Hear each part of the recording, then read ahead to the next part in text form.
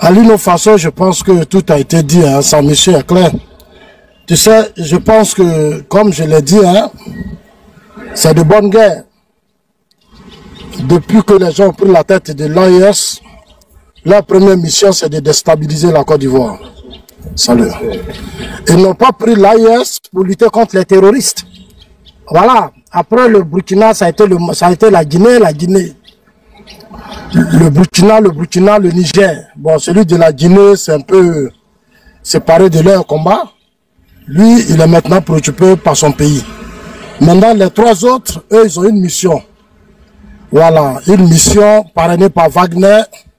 C'est comment déstabiliser la Côte d'Ivoire et puis essayer de mettre les hommes à la tête des États africains dans la CEDEAO. Donc, c'est ce que vous voyez là. Voilà. Ils ont compris que pour mieux réussir, il faut faire rentrer des forces internes dans nos États. Donc, ils ont fait rentrer ils ont essayé de recruter. Ils savent qu'il y a plein de Burkinabés, de Maliens, de Nigériens en Côte d'Ivoire. Donc, ils ont dit, bon, ils ont estimé, bon, la meilleure de façon, il faut les faire rentrer, il faut leur donner beaucoup d'argent. Ils n'ont qu'investi dans les affaires, ils n'ont qu'occupé. Comme ça leur donne le temps de parrainer des activités, de corrompre les artistes, de corrompre certains Ivoiriens et autres. Ça aussi, c'est le système. C'est tout ça, c'est ça, on appelle les batailles, hein. Voilà, l'objectif, c'est comment déstabiliser la Côte d'Ivoire. Donc, ils mettent tout à leur disposition, mais le malheur pour eux, la Côte d'Ivoire n'est pas un petit pays. Et lui qui est à la tête de la Côte d'Ivoire, c'est quelqu'un qui a une grande expérience. Il a travaillé au Fonds monétaire international, il a travaillé dans les grandes institutions, il a été... Vraiment, c'est pas n'importe qui. Le président Alassane Ouattara, il rassure, sincèrement, petit frère. Le président rassure. Aujourd'hui, on a un système de renseignement très, très puissant. En tout cas, l'État de Côte d'Ivoire investit beaucoup d'argent dans son système de renseignement. Notre armée aujourd'hui, c'est une armée à la dimension internationale, capable de foudroyer tous ceux qui tenteront de déstabiliser la Côte d'Ivoire. Donc nous sommes prêts, petits frères. Nous sommes prêts. Sincèrement, nous sommes prêts. Parce que, comme je l'ai dit toujours aux gens, aux Ivoiriens, hier, si vous avez écouté le discours de Donald Trump, c'est le patriotisme, l'amour du pays. Voilà l'esprit qu'on doit inculquer aux gens. La Nino Faso, c'est des enfants, ils ne sont pas intelligents. Moi, quand j'ai entendu, je suis à Abidjan, mais son débat, c'est des trucs, je ne veux pas trop rentrer dedans, mais pour dire quoi, ces petits Burkinabés qui sont en Côte d'Ivoire, ils ne sont pas intelligents. Nombreux d'entre eux ont la nationalité ivoirienne. La Côte d'Ivoire leur donne tout, la Côte d'Ivoire donne tout à leurs ancêtres. Mais ils continuent de croire que la Côte d'Ivoire est leur ennemi et que, comme étant ici, ils peuvent... Je leur ai dit à certains, j'ai dit c'était au temps de Gbagbo. C'est Gbagbo qui était au pouvoir, vous avez réussi à organiser une rébellion en complicité. Et puis bon, vous avez attaqué la Côte d'Ivoire. Mais là où on est maintenant, là, personne ne peut attaquer notre Côte d'Ivoire. Parce que c'est un patriote qui est à la tête du pays. Un digne fils. Voilà, tu as vu, petit frère. Un digne fils qui est aujourd'hui à la tête de la Côte d'Ivoire. On a une armée aujourd'hui, en tout cas, moi, je suis très fier. Et je suis aussi fier de tous ces jeunes qui sont, tous ces patriotes qui sont sur les réseaux sociaux, qui ne se laissent pas faire, parce que c'est ça aussi l'amour du pays. C'est pas ces petits pays-là qui vont venir, pendant que eux, leurs ancêtres faisaient des coups d'État, il faut venir à développer notre pays. Mais il faut la faire pour notre image, hein, il faut la faire pour nous. Voilà, nous sommes maintenant les petits-fils du Faux-Boigny. C'est à notre génération maintenant de prendre conscience et puis défendre véritablement notre pays. La Lino Faso et autres, comme je l'ai dit, hein, c'est des plaisantins. C'est des plaisantins. Ibrahim Traoré leur a donné assez d'argent. Moi, j'ai écouté des audios entre Ibrahim Traoré et ces petits-là qui sont en Côte d'Ivoire ici. Ils leur font le point, ils filment des endroits stratégiques, la résidence. En tout cas, tout ce qui est endroit stratégique, comment corrompre certains leaders d'opinion et autres et tout ça.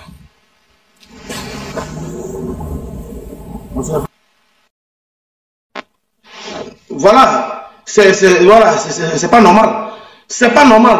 Moi, tout ce qui va à la déstabilisation de la Côte d'Ivoire avec des pays voisins, des jaloux, des aigris, moi, je prends ma caméra et je parle. Parce que je ne suis pas un faux cul. Voilà. Ce n'est pas une affaire de parti politique. Quand il s'agit de l'intégrité de la nation, il n'y a pas affaire de parti politique. Vous comprenez? Voilà. Si ton pays est déstabilisé là, tu vas rester à l'étranger? Jamais. Non, on n'a pas envie de rester à l'étranger. Continue. Petit frère, bravo. Tu vois, la Côte d'Ivoire, c'est notre pays. Hier, quand tu écoutais le discours de Donald Trump, devant Joe Biden, il fustigeait Joe Biden. Il dit, sous ces systèmes-là, les États-Unis ont perdu leur crédibilité. Aujourd'hui, dans tous les pays du monde, les citoyens se battent pour être les meilleurs. Aujourd'hui, Donald Trump dit, lui, il est revenu pour relever l'image des États-Unis. Voilà ce qui doit être. Nos ancêtres nous ont laissé un pays, ils sont partis. Ce n'est pas une affaire du président Ouattara qu'on aime Ouattara ou pas, ce n'est pas ça le débat. Ce qu'on doit aimer, c'est la Côte d'Ivoire, c'est notre pays. C'est ce que les ancêtres nous ont laissé, parce que beaucoup sont morts pour ça. Nos parents ont souffert pour ce pays. Nous, on n'a pas droit à l'erreur. On n'a pas droit à l'erreur. Tu aimes Ouattara, tu n'aimes pas Ouattara, c'est pas ça. Au fond, a fait sa part, Gbagbo, Bédié et autres. Mais aujourd'hui, la Ouattara est venu lui sur la trajectoire de Félix Houphouët-Boigny. Il sait comment les Félix Houphouët-Boigny ont souffert. Quand il était Premier ministre, il a eu assez de Monsieur Zasso, s'il vous plaît, vous me permettez de vous poser une question? Allez-y, frère. Ok, vous avez parlé tout de suite de la rébellion. Je veux juste savoir à qui la rébellion a profité et qui était le père de la rébellion, de cette affaire. C'est ça que je veux juste savoir. Alors, la rébellion est la conséquence du coup d'État de 99. C'est ceux qui ont fait le coup d'État de 99 qui ont fait cette tentative de coup d'État qui s'est transformé en une rébellion. Ibrahim Koulibaly, qui était l'un de ces militaires qui ont participé à déstabiliser Bédié, il a été clair. Hein? Moi, je n'écoute pas tout ce... Parce que le chef intellectuel, Ibrahim Koulibaly dit... Parce que les Ibrahim Koulibaly, tu as installé Guy Robert. Quand ils ont installé Guy Robert, ils avaient des objectifs. Ils avaient des trucs qu'ils avaient discuté avec leurs aînés Guy. Quand Guy a pris le pouvoir, il n'a pas fait ce que les enfants la demandaient. Ils sont allés se retrouver au Burkina avec l'onction de, comment on appelle ça, Blaise. Tu vois, Blaise, ce que je vais te dire, Blaise était le meilleur ami de Laurent Gbagbo. C'est Blaise qui a permis à Gbagbo d'aller en exil. Tu lui as donné un passeport burkinabé, tu l'as mené en France. Donc, tous les cadres du FPI sous Blaise dormaient au Burkina Faso. Donc, moi aussi, j'ai un problème sur ça. Tu vois. Maintenant, eux, ils ont lancé leur rébellion. Ibrahim Koulibaly dit, ils sont allés voir Kadhafi. Kadhafi leur a donné 4 milliards. Sur les 4 milliards, Blaise leur a donné 2 milliards. Mais en toute franchise, ce que je vais te dire sans état d'âme... C'est bien regardé, mais vous doutez. C'est pas ça? Non, c'est bien regardé, vous m'avez dit. Mais vous m'avez...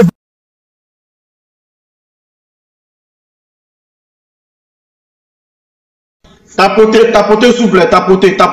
Faites monter le mercure. Tapotez. Prenez les objectifs, tapotez, s'il vous plaît. Non, voilà. Le grand frère Charlie, excuse-moi, c'est 64 milliards, c'est pas 4 milliards. Hein? De quoi c'est 64? Voilà, j'ai pas écouté, c'est Zasso qui parlait. Voilà, c'est 64 milliards. Parce que 4 milliards, c'est trop petit pour acheter tous ces armes-là. Moi, ce que je voulais dire, le temps que Zasso revienne. Attends, Lulu va prendre la parole. Mon frère, on te donne la parole. Tu viens d'arriver, il y a des gens qui étaient là. Qui ça? Moi, je viens d'arriver. Bonjour à tout le monde. Merci de m'avoir donné la parole. Moi, personnellement, c'est parce que Zasso, il est descendu. Moi, c'est bien, Charlie. Il est là, il va prendre la parole tout de suite. D'accord, c'est bien de faire un panel pour défendre la Côte d'Ivoire. Aujourd'hui, on est tous Ivoiriens. On est tous d'accord avec ça. Mais moi, je suis un pro-Gbagbo. Je voulais savoir, lorsque la Côte d'Ivoire était attaquée au temps de Gbagbo, là, et que le Burkina servait de base arrière par la rébellion pour attaquer, comment on appelle ça, pour attaquer la Côte d'Ivoire. Il y a des Ivoiriens en partie, généralement des Ivoiriens qui soutenaient cette rébellion, qui étaient consentants pour que la Côte d'Ivoire soit déstabilisée. Et aujourd'hui, quand il y a un panel, ce panel-là, vraiment, excuse-moi de te le dire, Charlie, c'est un panel qui est, si tu veux, pour moi, qui n'a même pas lieu d'exister parce que c'est le retour à l'envoyeur. Parce que si le Burkina aujourd'hui est en état de légitime défense, parce qu'on sait tous aujourd'hui que... Charlie, je suis là. Hein. Charlie, je dois terminer par... Moi, je vais te poser une question. Voilà, Zasso est là. Je vais terminer, s'il te plaît, Charlie. Alors, Zasso, monsieur Zasso, écoute-moi bien. Ma question était que... Mon ami, laisse Zasso va poursuivre. Ça dit, si je ne t'explique pas bien, tu ne peux pas comprendre. Oui, je vais lui poser la question. Il m'a permis de lui poser la question. C'est pour cela que je vais juste appuyer sur ma question. Pose ta question. Je vous ai posé une question comme à qui était le père de la chose de la rébellion et à qui, c'est deux questions, hein, et à qui la rébellion a profité, c'est deux questions. Le père de la rébellion, c'est Ibrahim Koulibaly. C'est ce que j'étais en train de t'expliquer. Voilà, une rébellion a des origines. Si on ne t'explique pas, tu ne peux pas bien comprendre. C'est pour ça que je suis parti du coup d'État de 99. Les mêmes qui ont fait le coup d'État de 99, ce sont les mêmes qui ont fait la tentative de coup d'État quand il s'est transformé en une rébellion. Et Ibrahim Koulibaly l'a bien expliqué. Eux-mêmes, ils ont attaqué même la résidence de Gueye Robert. Quand Gueye était chef d'état-major, ils ont fui, on appelait ça le complot du cheval blanc, et ils se sont retrouvés au Burkina Faso. Quand ils sont arrivés au Burkina, ils ont eu juste couvert de Blaise Compaoré. Ils disent qu'ils sont allés voir Kadhafi, qui leur a donné 4 milliards. Sur les 4 milliards, Blaise leur a donné 2 milliards. Mais les armes qu'ils ont prises pour bloquer Bouaké, ce sont les armes de l'armée nationale de Côte d'Ivoire. C'est-à-dire qu'ils ont réussi puisqu'ils étaient déjà dans l'armée nombreux. Donc il y a eu des complicités, il y a eu beaucoup de choses. Et c'est comme ça qu'ils ont mis, sinon c'est pas un cortège de militaires qui est quitté au Burkina, qui sont venus prendre Bouaké, c'est pas comme ça. Ils étaient déjà là. Donc quand le truc a déclenché, ils ont mis la main sur les casernes militaires, ils ont pris des gendarmes, des policiers en otage. Écoutez bien Ibrahim Traoré quand il explique la chose. Donc cette rébellion finalement, à qui ça a profité? C'est Guillaume Soro. Parce que Soro, lui, il avait été choisi pour être responsable, pour être le responsable de leur communication. Par opportunisme, en tant qu'ancien F6, il a réussi à prendre la tête de cette rébellion et il s'est débarrassé de tout ce qui était pro-IB. Mais c'était aussi avec l'aide de Blaise. Parce que IB a dit, il a été clair, il dit, quand le coup a pris net, lui, il voulait rentrer à Abidjan et à Bouaké. Blaise lui a dit, non, faut attendre, on va finir de bien pacifier. Et puis voilà, et c'est comme ça que s'est passé. Finalement, Soro a pris la tête de la rébellion. Donc c'est Soro qui a plus profité, parce qu'en 8 ans, il est devenu patron. En 8 ans, il s'est imposé, il a exécuté tous les proches de IB. Il y a eu des assassinats, des massacres et autres. Monsieur Zasso, voilà. Je vais faire écouter quelque chose de 40 secondes. Ça ne dépasse pas 40 secondes. Il n'y a pas de souci, je n'ai pas de problème. Ok. Écoutez-moi ça. Dès le départ que j'étais contre les coups d'État. Annoncé dès le départ que j'étais contre les coups d'État. Ce n'est pas un coup d'État, affirme alors Ouattara, c'est une révolution soutenue par tous les Ivoiriens. Première chose que je voudrais faire, c'est de faire des enquêtes. Des commissions d'enquête sur le coup d'État de 99. Parce que moi aussi, je veux savoir qui a fait le coup d'État, pourquoi ça a été fait. Je vais mettre en place aussi une commission d'enquête sur la rébellion pour savoir comment la rébellion a été organisée, qui l'a organisée, qui l'a financée et pourquoi il y a eu tant de dégâts et de souffrances et de tueries des frères ivoiriens entre eux. Il y a cela 14 ans aujourd'hui. Ok, dis-moi ce que tu as compris. Il y a cela 14 ans aujourd'hui. Tu vois, si cette vidéo que j'ai écoutée n'est pas un élément qui prouve que le président Ouattara est le père de la rébellion. Parce que Gbagbo lui-même, quand on a renversé Gueye Robert, Gbagbo était au Gabon, quand il est rentré, il a dit ce coup d'État, il est salutaire. Tu vois, non? Eux, ce sont des opposants. Mais ceux qui ont pris les armes là, c'est eux qui disent la vérité de leur rébellion. Gbagbo a dit ce coup d'État est salutaire. Et ce que tu ne sais pas, quand Gbagbo est venu de Yamoussoukro, quand il est descendu par du Gabon, il est venu dans un avion. Il est descendu à Yamoussoukro. À Yamoussoukro, c'est l'armée qui allait chercher Gbagbo. C'est l'armée qui allait chercher Gbagbo. Non, pour te dire quoi? Si on veut rester dans ce genre de discours, moi, ça ne me rassure pas. C'est pour ça que quand Gbagbo était au pouvoir, nous, on était des jeunes patriotes. Moi, tu vous parles là. Je n'étais pas contre le coup d'État contre Bédié. Et j'ai dénoncé le coup d'État contre Gueye. Vous avez dévié ma question. Mais j'ai répondu à ta question, je ne sais pas qu'est-ce que tu veux que je dise. Je te dis le coup d'État, le père du coup d'État, c'est Ibrahim Koulibaly. C'est lui qui a fait sa chose. Et c'est la conséquence du coup d'État de 99. Ce sont les mêmes qui ont fait le coup d'État de 99. Ils disent qu'ils ne s'attendaient pas à Gueye. C'est eux qui ont fait la rébellion de 2002. Soro était chargé de communication. Il faut bien écouter IB et puis tu vas bien comprendre. Si tu écoutes IB, tu comprendras bien. Celui qui a profité maintenant, c'est Soro. Parce qu'il a été maître, il est devenu premier ministre. Il est devenu ministre de la communication. Il a signé les accords avec Gbagbo. Il s'est imposé à Gbagbo. Il a eu tout le temps. S'il vous plaît, tu peux dire, monsieur, de ne pas fermer mon micro parce que je veux savoir beaucoup de choses. Ne fermez pas son micro. Je ne peux pas vous poser des questions. Ne fermez pas son micro. Ah, c'est moi qui avais fermé son micro parce qu'il pose la question, mais il ne te laisse pas finir. Non, il a dit qu'il avait deux questions. Il a répondu à la question. Non, mais tu as dit deux questions. Donc, tu as posé la question. Il est en train de te répondre. Il a répondu. Il ne parle pas que pour toi seul. Il parle pour 400 personnes. J'étais satisfait à sa réponse. Mais tu es satisfait, ok. Ok, allons-y alors. Ce que je le fais écouter tout de suite, c'est ça que je veux qu'il me parle de ça, la vidéo que je le fais écouter tout de suite.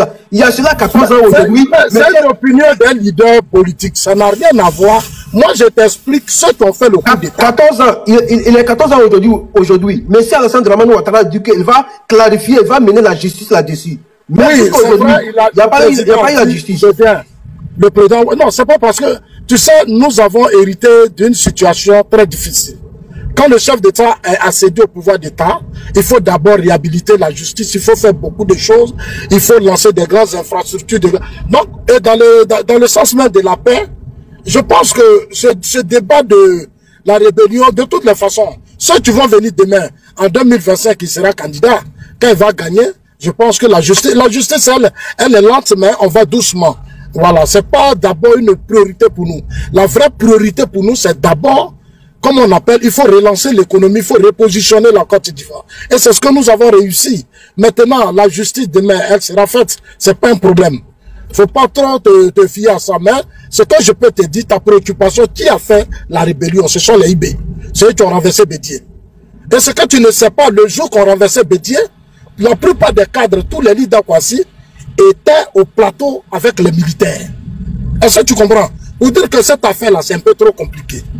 Mais comme c'est les militaires qui ont les armes, c'est eux qui ont fait leur coup d'État. Voilà. Soro n'a été qu'un opportuniste qui a bien profité. Et aujourd'hui, quand Soro venait au début, quand il a pris la tête de la rébellion, il dit non, c'était pour que les gens du Nord portent des boubous, c'était pour qu'on n'arrache plus les cas d'antenne. Aujourd'hui, il est au Burkina. Il a tenté même de déstabiliser vos institutions. Il y a eu une tentative de coup d'État chez vous avec les Diendéreux. Est-ce qu'aujourd'hui vous avez poursuivi Soro? Vous n'avez pas encore poursuivi Soro. Il est avec vous. Aujourd'hui, vous planifiez des coups avec lui pour déstabiliser la Côte d'Ivoire. Bon, malheureusement, vous êtes des petits pays économiquement faibles. Vous avez trop de difficultés. Donc, ce n'est pas vous qui allez nous déstabiliser. Quand vous regardez notre PIB, ça fait 3 fois votre... Ça dit votre PIB là, nous a doublé ça 3 fois. Donc, vous êtes des petits pays. Moi, ce que je peux dire au Burkinabé, votre AIS là, vous tous, on a la moitié de vos populations sur notre territoire. Faites très attention. Faites très attention. Dites à Ibrahim Traoré, il a quand même beaucoup d'eau dans son vin. Parce que nous ne sommes pas responsables du coup d'État ou de l'instabilité dans lequel le Burkina est. L'instabilité du Burkina a commencé depuis les indépendances. Les Sankara, les Ouedraogo, les quoi, c'est vous qui avez fait vos coups d'État. Le président Ouattara même là, il n'était même pas informé de toute cette histoire. Il s'est trouvé à la BCAO, il était informé. L'instabilité là, c'est vous les Burkinabés. Voilà, donc n'accusez pas les gens. Hein? Si votre pays est pauvre aujourd'hui, c'est vous. Si votre pays est en retard, c'est vous. Ce qui serait sage pour vous, c'est de vous mettre au travail. Mais chercher à défier la Côte d'Ivoire serait une malédiction pour vous. Ça serait une vraie malédiction pour vous parce que nous sommes trop près. Notre pays actuellement là, on est prêt, hein? Une petite erreur. Je vous le jure, vous les Burkinabés, c'est moi qui vous dis ça. Notre armée actuelle que vous voyez là, nous on a l'argent. Hein? La Côte d'Ivoire est très riche, on n'est pas un petit pays pauvre. Quand Trump parle aux États-Unis, là, c'est pas un pays économiquement fort. Dans la sous-région, là, c'est nous qui faisons l'économie de la sous-région. Si vous ne vous ressaisissez pas, et votre Ibrahim, on va le dégager du pouvoir. C'est moi qui te dis ça. Il faut bien noter ça. Parce que c'est une fait que vous, les Burkinabés, vous n'avez pas... Et puis le président Ouattara n'est pas votre frère. Arrêtez de dire que c'est un Burkinabé. Il n'est pas un Burkinabé. Ça, il faut que vous enlevez ça dans votre tête. S'il était Burkinabé... J'ai une question moi aussi. Oui, vas-y frère, ta question. Voilà. Tu disais tout à l'heure là que les questions de justice là sont pas les questions prioritaires. Alors, tu ne penses pas que... Non, concernant le point dont il a parlé, pour moi, ce n'est pas pour moi une priorité. Ok. Bon, ça fait quoi? Ça fait plusieurs crises qu'on a connues. Il y a eu, en 2000, il y a eu des morts. En 2002, il y a eu des morts. 2004, il y a eu, en 2000, il y a eu des morts. En 2002, il y a eu des morts. 2004. Tu peux couper ton micro, voilà. Donc, comme je disais là, en 2000, il y a eu des morts. En 2002, il y a eu des morts. En 2004, il y a eu des morts. 2010, il y a eu 3000 morts.